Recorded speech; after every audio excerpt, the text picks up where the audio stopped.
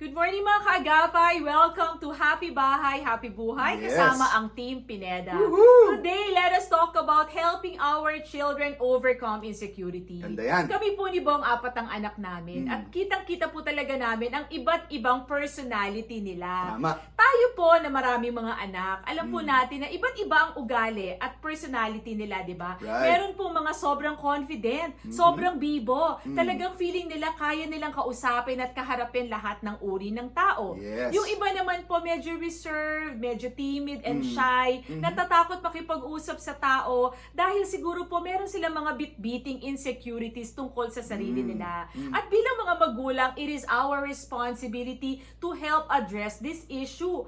Paano nga ho ba natin matutulungan ng ating mga anak para maging confident sila at ready silang pakawalan sa mundo? Alam kong marami pong makaka-relate sa pag-uusapan natin this morning. At merong kasabihan sa English na different folks, different strokes. Minsan, kahit iisa po ang pinanggalingan, iba't ibang personality, iba't ibang ugali ng bawat isa sa ating mga Yes. anak.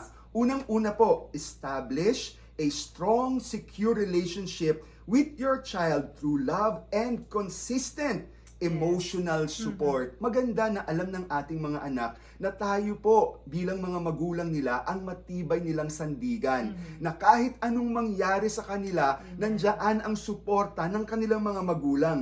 Make them feel valued and secure in their relationship with you. Number 2, celebrate their achievements. Yon. Napakahalaga po that we affirm, we validate our children. Maliit man po at mumunti ang kanilang achievements. Right. Let us praise them. Let us celebrate them. Paalam po natin sa kanila that we are proud of them. Hindi lang po kung dahil top 1 sila or honor sila. Let us be proud of them dahil everyday they go to school, everyday they are diligent. Yung po mga minor na wins nila, let us celebrate it with them para Right. ma-boost ang kanilang confidence. Ikatlo, promote independence. This is very important, no? And tayong dalawa, Claire, minsan kami po ni Claire, honestly and boldly, meron kaming tendency to shield our children. Yung talagang ibibigay naming lahat to protect them, to guide them, para pag-ingatan sila. And there's nothing wrong with that. Pero paminsan-minsan po, nakakalimutan natin na they are already grown-ups and they need to practice independence as well. Yes. Support your child in taking on responsibilities. Dahil hindi naman po sa lahat ng oras at panahon, nandyan tayo sa ating mga anak. Let's encourage independence to build a sense of competence and capability.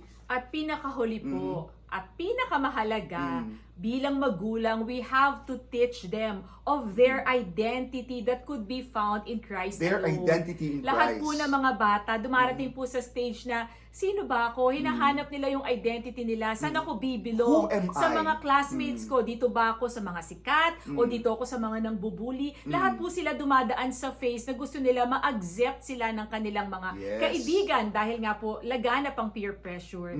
Pero sa bahay po, dapat matutunan nila yung sinasabi mo nga, Bong, na identity in Christ. Ipaalam natin sa kanila na, anak, it is not about your looks. It is not about your achievements that make you loved and accepted and special. But it's in the truth that you are a child of God. That's why you are the beloved. Mahal ka ng Panginoon regardless kung mag-e-excel ka o mag-fail ka, kung maganda ka o hindi, may kaibigan ka o wala. But just let the truth be established in their Amen. hearts na anak ako ng Diyos, period. And my identity is in Christ alone. Yes, and let's encourage them not to be conformed by the pressures of this Yes. world, yung standard ng mundo. That is Lagi po nating tandaan ng mag-asawang sabay Na manalangin. pagtatagumpayan lahat ng suliranin. Ako po si Bong Pineda. At ako naman po si Claire para sa Happy Bahay. Happy buhay!